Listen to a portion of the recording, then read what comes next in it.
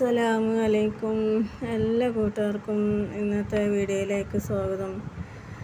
അപ്പോൾ ഹായ് കൂട്ടുകാരെ, എല്ലാവർക്കും നബിദിന ആശംസകൾ. അപ്പോൾ ഇന്ന് നബിദിനമൊക്കെ അല്ലേ?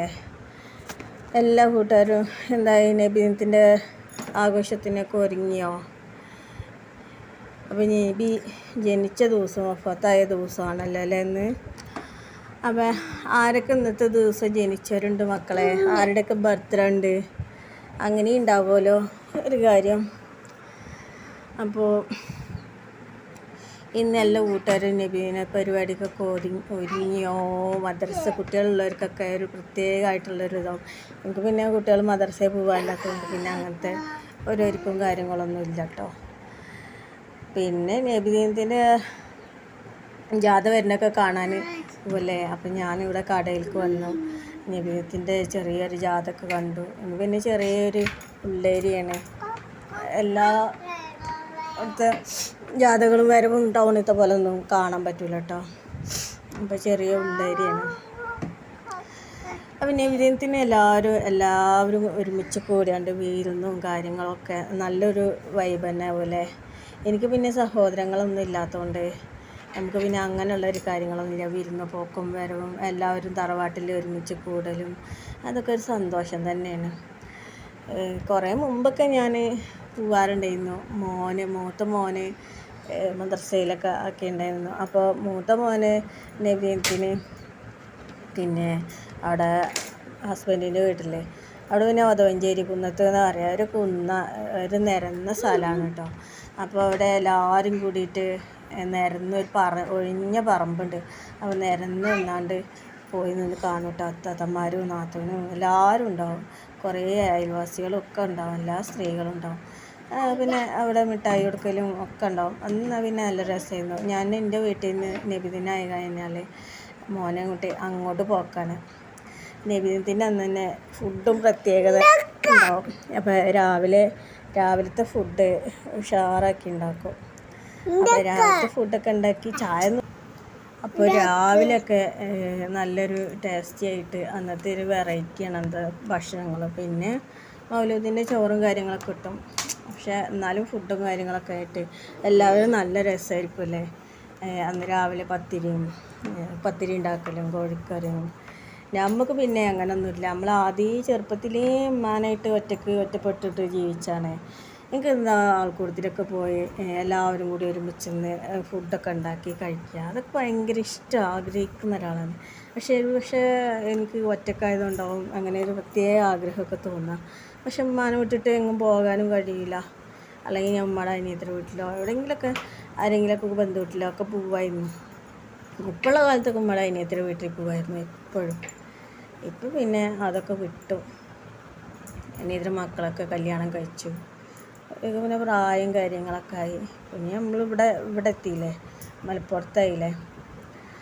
അപ്പോൾ നല്ലൊരു എന്താ പറയുക, ജീവിതത്തിൽ അതൊക്കെ അല്ലേ ഉണ്ടാവുള്ളൂ. നല്ലൊരു സന്തോഷം കാര്യങ്ങളൊക്കെ ആവും. പിന്നെ പറഞ്ഞാൽ നമ്മൾ ഈ ഒറ്റപ്പെട്ട ജീവിതമല്ലേ. ശരിക്കും ഞാനൊരു ഒറ്റപ്പെട്ട ജീവിതമായിരുന്നു കേട്ടോ. ഉമ്മാനായിട്ട് ഈ വയ്യാത്ത ഉമ്മാനെ ആർക്കും ഇഷ്ടമല്ല, ആർക്കും പറ്റില്ല. ഉമ്മയാണെങ്കിൽ ഒന്നിനും കൂട്ടത്തിൽ കൂടില്ല. ഉമ്മാണെങ്കിൽ ഒരു ഒറ്റക്ക് ഉള്ള ഒരു ഒറ്റക്ക് ഉള്ള ഒരു ഭക്ഷണം കഴിക്കുക ഒക്കെ ഒറ്റക്ക്, അങ്ങനെ ഒരു ഒറ്റപ്പെട്ട അമ്മയുടെ ജീവിതം. അപ്പോൾ ഞാനും അതിൻ്റെ ഇടയിൽ കിടന്ന് ഒറ്റപ്പെട്ടു പോയി. പക്ഷേ നമുക്ക് ഇങ്ങനെ എല്ലാവരെയും കൂടിയിട്ട് ഇനിയിപ്പോൾ എൻ്റെ മക്കളും എൻ്റെ കുടുംബവും നമുക്ക് വലുതാവണം.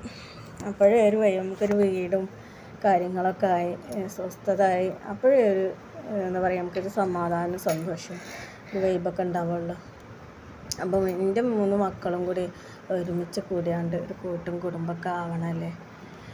മൂത്തതിപ്പോൾ മോളാണെങ്കിൽ എനിക്ക് പേരക്കുട്ടിയായി. എൻ്റെ അടുത്ത് ചോദിക്കും, ചെറിയ മോൻ കണ്ടു കഴിഞ്ഞാൽ പേരക്കുട്ടിയാണോട് ചോദിക്കും കൂട്ടുകാരികളൊക്കെ. അപ്പോൾ ചിലരൊക്കെ ചോദിച്ചിട്ടുണ്ടായിരുന്നു, നീ ഇപ്പോൾ എവിടെയാ? അപ്പോൾ മൂത്ത മക്കൾ ഇപ്പോൾ 19 വയസ്സായ മക്കളായ പെൺകുട്ടിയാണെങ്കിൽ ഇപ്പോൾ കല്യാണം കഴിച്ച് ഒരു കുട്ടിയായി, പേരക്കുട്ടിയായി അല്ലേ. എൻ്റെ മോൻ്റെ പ്രായത്തിലുള്ള പേരക്കുട്ടിയായി. ഞാനിപ്പോഴും എൻ്റെ അമ്മാൻ്റെ മക്കൾക്കും കുഞ്ഞുമാടെ മക്കൾക്കും മകളെ കെട്ടിച്ചു, പേരക്കുട്ടികളായി, കൂട്ടും കുടുംബമൊക്കെ ആയി. നമ്മൾ ഇങ്ങനെ ഈ ഒരു അവസ്ഥയിലായതുകൊണ്ടാണ്, ഉമ്മാക്ക് വയ്യാത്തതുകൊണ്ടാണ്. ഉമ്മാക്ക് വയ്യാത്തതുകൊണ്ട് ഒരൊറ്റ കാരണത്താലാണ് നമ്മൾ ഈ ഒറ്റപ്പെട്ടു പോയത്. മക്കൾ വോയിസ് കൊടുക്കാൻ വോയിസ് കലവിൽ കൂട്ടാണ് കേട്ടോ.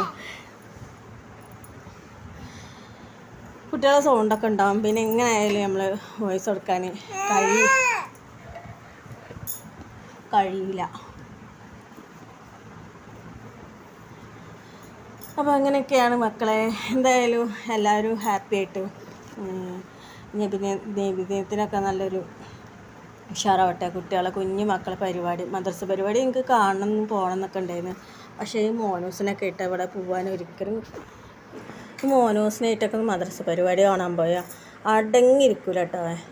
ഭയങ്കര വികൃതിയാണ്, തീരെ ഒതുങ്ങിയിരിക്കില്ല. അവിടെയൊക്കെ ഒന്നാകെ നടന്ന് വരവിഞ്ഞാൽ അവരെ പിന്നാലെ എണീറ്റ് ഓടേണ്ടി വരും. മോളും അങ്ങനെ തന്നെയാണ്, ഒരു ഭാഗത്ത് ഇരുന്നിട്ട് ഒന്നും അടങ്ങിയിരുന്നിട്ട് കാണൂല. ഇതാ അപ്പോൾ അങ്ങനെ കുറേ മോള് കരഞ്ഞ് മദ്രസയിൽ കുട്ടികളെ പരിപാടിയാണ്. അപ്പോൾ ഇൻഷാ അല്ലാ അടുത്തല്ല മദ്രസയിൽ ചേർത്തി കഴിഞ്ഞാൽ അടുത്തല്ലേ നമുക്ക് പോവാട്ടോ എന്ന് പറഞ്ഞു ഞാൻ. അല്ലാതെ എന്താ ചെയ്യുക, കുറേ കരഞ്ഞു അവളൊക്കെ റോട്ടിലേക്കൊക്കെ ഇറങ്ങിയിട്ട്. ആരെങ്കിലും കൂടെ പറഞ്ഞു വിടാന്ന് ചോദിച്ചാൽ അവൾ അടങ്ങിയിരിക്കുന്ന ഒരു ടൈപ്പല്ല. നല്ലൊരു ഇതാണ്. എനിക്ക് ഭയങ്കര ഇഷ്ടമാണ് നബിദിനത്തിൻ്റെ പരിപാടിയാണ്. മോന് കൂടെ ഉണ്ടായിരുന്ന കാലത്ത് ഞാൻ പോയതാണ് കേട്ടോ മദ്രസയിൽ നബിദിനത്തിൻ്റെ പരിപാടിയാണ്. സത്യം പറയാ വെച്ചാൽ പിന്നീട് എനിക്ക് പോകാൻ പറ്റിയിട്ടില്ല. പിന്നെ രാത്രി വീട്ടിൽ നിന്നൊക്കെ ഞാൻ നബിദിനത്തിൻ്റെ കുട്ടികളെ പാട്ടൊക്കെ ഇങ്ങനെ കേൾക്കുമ്പോൾ പോകണം എന്ന് വിചാരിക്കും. നാട്ടിലായിരുന്നു. അപ്പോഴും ഉമ്മാനെ ഒറ്റക്കിട്ട് ഉമ്മാക്ക് പേടിയാണ് അറിയും. അപ്പം ഉമ്മ അറിയും എനിക്ക് പേടിയാണ് ഇത് പോയാലേ പറയും. അപ്പോഴും പോകാൻ കഴിയാറ്. കുട്ടികളെ പാട്ടൊക്കെ കേൾക്കാൻ ലൈവായിട്ട് നമ്മൾ ഈ ഫോണിൽ ഓരോരോ പ്രോഗ്രാം കാണുന്ന പോലെ കുട്ടികളെ പരിപാടികൾ, പാട്ട്, ദഫ്മുട്ട്, തെറ്റിച്ച് പാടുന്നത്, അതൊക്കെ കേൾക്കാൻ ഒരു നല്ലൊരു ഇത് തന്നെയാണല്ലേ. ഈ കുട്ടികളെ പാട്ടൊക്കെ കേൾക്കുകയാണെങ്കിൽ കുറച്ച് പാട്ട് കിട്ടാണ്ട് അങ്ങനെ ഇറങ്ങിപ്പോൾ അങ്ങനെയൊക്കെ അത് നല്ലൊരു ഇത് തന്നെയാണ്. അപ്പോൾ ഞാൻ ഇൻഷാ അല്ലാ ഞാൻ എൻ്റെ മോന് മദ്രസയിൽ പരിപാടികളൊക്കെ ഉണ്ടാകുന്നത്. പിന്നെ മോൻ അവിടെ ആയിപ്പോയില്ലേ, ദഫ്മുട്ട് കാര്യങ്ങളൊക്കെ. മോൻ പിന്നെ അങ്ങനെയുള്ളതിനൊന്നും കൂടിയിട്ടില്ല എന്ന് പറഞ്ഞു. ദഫിനും പാട്ടിനൊന്നും ഇപ്പം കൂടാറില്ലായിരുന്നു. ഞാനുണ്ടെങ്കിൽ ഒരുമിച്ചുണ്ടെങ്കിൽ ഞാൻ എല്ലാ പരിപാടിക്കും ഞാൻ പങ്കെടുപ്പിക്കുമായിരുന്നു. പിന്നെ ഞാൻ എൻ്റെ അടുത്ത് ചോദിച്ചപ്പോൾ അവൻ പറഞ്ഞ് ഞാനായി അങ്ങനത്തേലൊന്നും പങ്കെടുക്കലില്ല. അപ്പോൾ അതാണ് ഇമ്മാർ കൂടെ ഉണ്ടെന്നുണ്ടെങ്കിൽ അതൊരു തന്നെയാണ് മക്കൾക്ക് എത്ര ആയാലും. എന്താ ചെയ്യുക, അവനവിടെ വളരേണ്ടി വന്ന് ഞാനിവിടെ. അപ്പോൾ ഉമ്മയുടെ ഒരു മാനസിക പ്രശ്നം പറഞ്ഞിട്ട് എനിക്ക് കോടതിയിൽ നിന്ന് അന്ന് മോനെ എനിക്ക് കിട്ടിയില്ല. പിന്നെ അമ്മക്ക് ഈ സുഖമില്ലാണ്ട് ഇടയ്ക്കിടയ്ക്ക് ഹോസ്പിറ്റലിൽ അഡ്മിറ്റ് ആകുമ്പോൾ എനിക്ക് കേസ് നടത്താനും പറ്റിയില്ല. അങ്ങനെ മോനവിടെ ആയിപ്പോയി. മോനൊക്കെ പിരിഞ്ഞ് നിന്നൊരു വിഷമം ഞാൻ എന്തോരം അനുഭവിച്ചിട്ടുണ്ടായിരുന്നു. ഇൻഷാ അല്ലാ അടുത്ത നബിദിനത്തിന് എന്താണെന്ന് നമുക്ക്. അപ്പോൾ ഒരു കുഞ്ഞ് മദ്രസയിൽ കുറച്ച് കുട്ടികളും കാര്യങ്ങളൊക്കെ ഉണ്ടായിരുന്നു. അപ്പോൾ ഇവിടുത്തെ നബിദിന റാലിയാണ് കേട്ടത്. അപ്പോൾ എന്തായാലും ഇൻഷാ അല്ലാ വേണ്ടതുണ്ടെങ്കിൽ അടുത്ത നബിദിനത്തിനെങ്കിലും എല്ലാത്തിലും പങ്കെടുക്കണം. ഉമ്മാക്ക് വയ്യാത്തതുകൊണ്ടും പിന്നെ കുഞ്ഞു മക്കളാണ്. അപ്പോൾ പാട്ട് ഞാൻ എന്തായാലും ഉൾപ്പെടുത്താത്ത വെച്ചാൽ കോപ്പിറൈറ്റ് വരും കേട്ടോ. അപ്പോൾ അതാണ് ഞാൻ പാട്ടുണ്ടായിരുന്നു. അപ്പോൾ പാട്ടൊക്കെ ഡിലീറ്റ് ആക്കിയത്. ഇൻഷാ അല്ലാ അള്ളാൻ്റെ വീട് കണ്ടെങ്കിൽ അടുത്ത നബിദിനത്തിനെങ്കിലും എല്ലാതും ഒന്ന് ഉഷാറായിട്ട് മുന്നോട്ട് ആകാൻ വേണ്ടിയിട്ട് അള്ളാഹിനോട് ദുആ ചെയ്യല്ലാതെ നമുക്ക് എന്താ ചെയ്യാൻ കഴിയുക. ഇനി നമ്മളുണ്ടാവുമല്ലേ അതും പറയാൻ വയ്യ അല്ലേ. ഈ നബിദിനത്തിന് കണ്ടവരൊക്കെ അടുത്ത നബിദിനത്തിന് കാണുമെന്നില്ല. അപ്പോൾ ഇത്രയൊക്കെ ഉള്ളൂ ഇന്നത്തെ വീഡിയോ. അസ്സലാമു അലൈക്കും.